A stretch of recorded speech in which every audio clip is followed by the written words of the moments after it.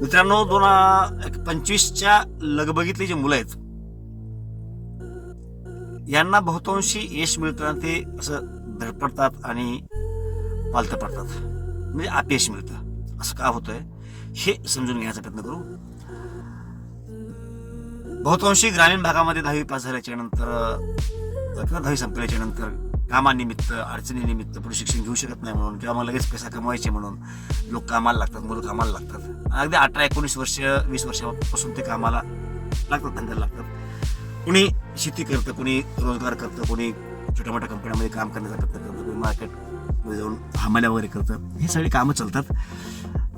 परंतु काही काळ गेल्याच्या नंतर त्यांच्या लक्षामध्ये बसतं की काही करतोय आपण, पण आपल्या हाताला यश नाही, पैसा शिल्लक पडत नाहीये. असं का होतंय? घरचे परेशान असतात. त्या 25च्या लगबगीतील जी मुलं आहेत, ह्या लोकांनी थोडं स्वतःचं आत्मपरीक्षण करणं गरजेचं आहे. स्वतःच्या वर्तनामध्ये काही चुका होत आहेत का ते पाहणं गरजेचं आहे. ते कसे पाहिजे? कुण्या माणसाला आपण चुकते असं वाटत नाही. अगदी चोर जर असेल ना, तर चोराला वाटत नाही आपण चुकीचं म्हणून, तो प्रोफेशन म्हणून ते काम करतो. त्याच्यामुळे आपल्याला काय वाटतं हा टॉपिक महत्वाचा नाही. थोडं आपण हे इतराच्या नजरेतून बघणं गरजेचं आहे की आपण चुकीचं वागतो का. आपल्या स्वभावामधल्या काही गोष्टी असतात, एक मीपणा असतो, एक मोठेपणा दाखवण्याची वृत्ती असते, याथे सगळ्यापेक्षा आपण वेगळे होतो ही दाखवण्याची वृत्ती असते. उदाहरण म्हणून पाहायचं म्हटलं तर अगदी आपण मोटरसायकल चालवतो समजा, तर मोटरसायकलवर बसल्या गाडीला किक मारली गेली,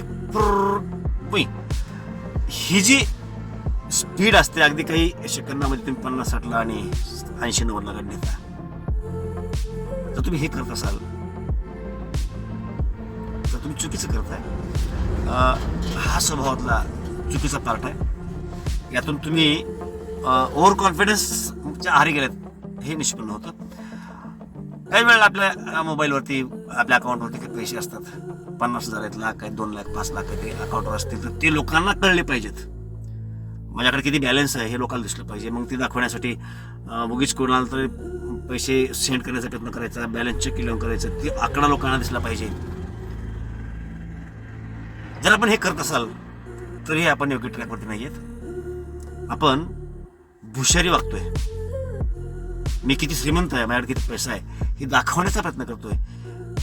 एक गर्वाचा भाग झाला तो. तुमच्या यशाला ह्या गोष्टी आडव्या येतात. घरामध्ये काही थोर मोठे असतात, आई वडील आहेत, आजी आजोबा आहेत, मोठे भाऊ आहेत, बाबा, घरामधले वरिष्ठ कुणी असतील, नाही प्रेमातले कोणी वरिष्ठ लोक आहेत, ते जर मार्गदर्शन करत असतील तर आपल्याला वाटतं की काय किटकिट लावलं ते, म्हणजे त्यांचं मार्गदर्शन, ते मार्गदर्शन म्हणून आपण ऐकत नाही, तर आपल्याला त्यांच्या बोलण्याचा राग येतो. म्हणजे आपण त्यांच्यापेक्षा स्वतःला शहाणा समजतो, त्यांच्या मार्गदर्शनाची गरज नाही, हाच त्याचा अप्रत्यक्ष अर्थ होतो. ही सुद्धा वृत्ती चुकीची आहे. 20-25 वर्ष वयाच्या व्यक्तीला जो अनुभव आहे तो अनुभव कुठं, आणि अगदी 50-60-70 वर्षाच्या व्यक्तीचा अनुभव कुठं. बर, जे पालक आयुष्यात काही करू शकले नाहीत, तिने मार्गदर्शन करत असतील तर चला ठीक आहे, एखाद्या वेळेला त्यांना आयुष्यामध्ये काय करायचं कळालं नाही, किंवा मग ते तितके नॉलेज त्यांच्याकडे नाहीये. पण ज्यांनी आयुष्यामध्ये काहीतरी केलंय, काहीतरी मिळवलंय, अगदी 1-2 एकर जमीन कमवली असेल, काही घरामध्ये काही मोठे कार्यक्रम केले असतील, लग्न, मुलींची लग्न असतील, असे काही कार्यक्रम केले असतील, काही गुंतवणुकी असतील बऱ्यापैकीच्या, ते केले असतील, कुणा ना कोणा रूपाने तरी काहीतरी आपल्या आयुष्यामध्ये कमवलेलं आहे, कुठं घर वगैरे बांधलेलं आहे. म्हणजे ती व्यक्ती अनुभवी आहे. ती व्यक्ती उन्हाळे पावसाळे सगळे चांगले वाईट दिवस बघितलेले, आणि त्या व्यक्तीने जर आपल्याला मार्गदर्शन केलं तर आयता अनुभव असणारं मार्गदर्शन आपल्याला मिळतं. ते स्वीकारलं पाहिजे. ती स्वीकारण्याची वृत्ती आपल्याकडे नसेल, उलट ते बोलतायत, ते बोलल्याच्या नंतर आपल्याला राग येत असेल तर आपण चुकीच्या ट्रॅक करतो. आपण निशाणा या वृत्तीमध्ये मोडतोय. काय असतं, आत्मविश्वास आणि अति आत्मविश्वास यामध्ये थोडासा फरक आहे. आत्मविश्वास म्हणजे काय, की मी हे करू शकतो,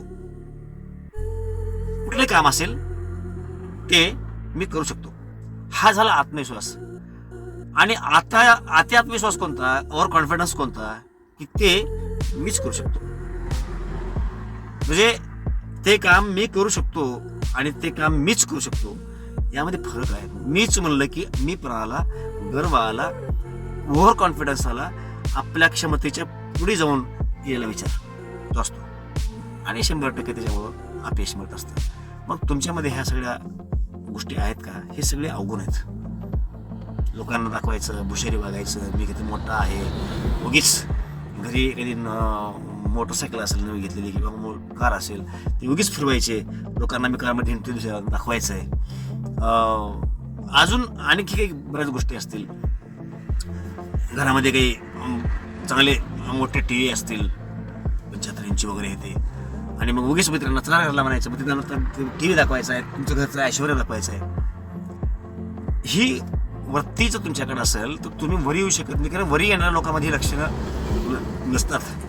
हे अधोगतीला जाणाऱ्या लोकांमध्ये लक्षणं असतात. गाड्या चालल्या की फार फुर इकडं तिकडं आपण हिंडतोय, पळवतोय, हे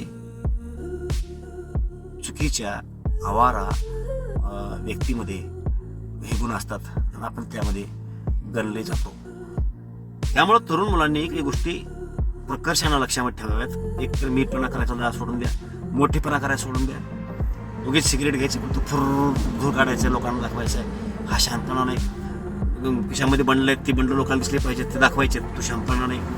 अकाउंटवरती पैसे आहेत, लोकांना दाखवायचे, तू शांतपणा नाही.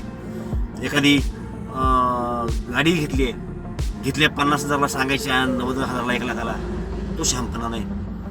तुम्ही घरामध्ये कोणी मार्गदर्शन करतंय ते ऐकायचं नाही, त्याला उलट बोलायचं, हा शांतपणा नाही. ह्या सगळ्या गोष्टीमध्ये सुधारणा करून ह्याच्या अपोजिट जे चांगलं आहे तो घेण्याचा प्रयत्न आपण जर केला तरच आपल्याला यश मिळणार आहे, अन्यथा यश मिळू शकत नाही. आणि आत्ता जे सगळे अवगुण सांगितले मी, हे अवगुण बहुतांशी नशेडी लोकांच्या मध्ये पाहायला मिळतात. म्हणजे नशेडी असेल तरच हे अवगुण दिसतात, इतरांमध्ये दिसत नाहीत असं नाही. परंतु नशेडीमध्ये हे अवगुण निश्चितपणे मॅक्झिमम दिसतात. हे नशेमध्ये असतात. दारू असेल, गांजा असेल, बिअर असेल, अजून काय कोण्या प्रकारच्या नशा असतात त्या असेल. तुम्ही नशा करताय, मुळात हीच गोष्ट तुमच्या अधोगतीला कारणीभूत ठरते.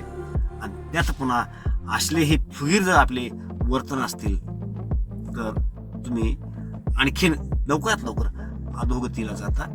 त्यामुळे सर्वांनी एक गोष्ट निश्चितपणे लक्षात ठेवली पाहिजे, खिशात पैसा आहे तर तुमची किंमत आहे, खिशात पैसा आहे तर तुम्हाला घरामध्ये किंमत आहे, खिशात पैसा आहे तर बायको तुमची किंमत करणार आहे, खिशात पैसा आहे तर तुमची लेकर किंमत करणार आहे. समाजामध्ये ही किंमत त्यामुळे वाढते. त्यामुळे पैसा कसा येईल तू बघणं गरजेचं आहे. त्यासाठी जमिनीवरती पाय पाहिजेत, तोंडावरती साखर जीवावरती साखर पाहिजे, वर्तनामध्ये बोलण्यामध्ये नम्रता पाहिजे. ह्या सगळ्या गोष्टी असतील आणि जे काम ज्या पद्धतीनं करायचे ते काम त्याच पद्धतीनं करण्याची जर तुमची धडपड असेल तरच तुम्हाला यश मिळू शकते. अन्यथा यश तुमच्या जवळपासही फिरकणार नाही, याची नोंद तरुण मुलांनी अवश्य घेतली पाहिजे.